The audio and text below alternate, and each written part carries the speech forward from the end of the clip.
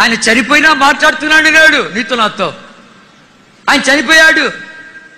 ఆయన చనిపోయే కొద్ది హైదరాబాద్ పట్టణం కదిలింది. ఒకసారి భూకంపం వచ్చింది. వాడికేం తెలుసు, మనకు తెలుసు. ఆయన సమాధి కార్యాలకు ట్రాఫిక్ జామ్, దగ్గర 6 లక్షల మంది వచ్చారు. లక్షలు, దారి లేదు అసలు, ట్రాఫిక్ జామ్.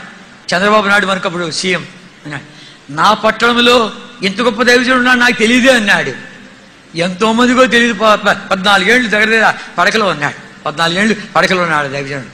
కనుక ఆ దైవజనుడు ఆయన సమాధి కార్యాలు తీసుకొని పోతూ ఉంటే తొక్కిసలాటలు, అబ్బబ్బబ్బబ్బా పాటలు, ఎర్రటి ఎండ, ఆ ఎండ సూర్యుడు చుట్టూ ధనస్సు. ఆ మరుసటి రోజు పేపర్ రాశాడు, it is very rare phenomena, we cannot understand what it is అని చెప్పి సైంటిస్ట్ అన్నారు. ఇది ఇలాంటిది బహు అరుదు, ఇది ఏమేమి మేము చెప్పలేము, అరుదుగా ఇట్లాంటివి వస్తాయి అని చెప్పారు. ఎందుకు వచ్చాయి? ఆ దైవజనుడు మరణించగానే నా దైవజనుడు నా దగ్గరికి వచ్చాడని చెప్పి కదిలించాడు. నా దైవజనుడు నన్ను కనపరిచాడు, నేను కనపరుస్తున్నా అని చెప్పిందే పెద్ద ధనస్సు తీసుకొచ్చాడు.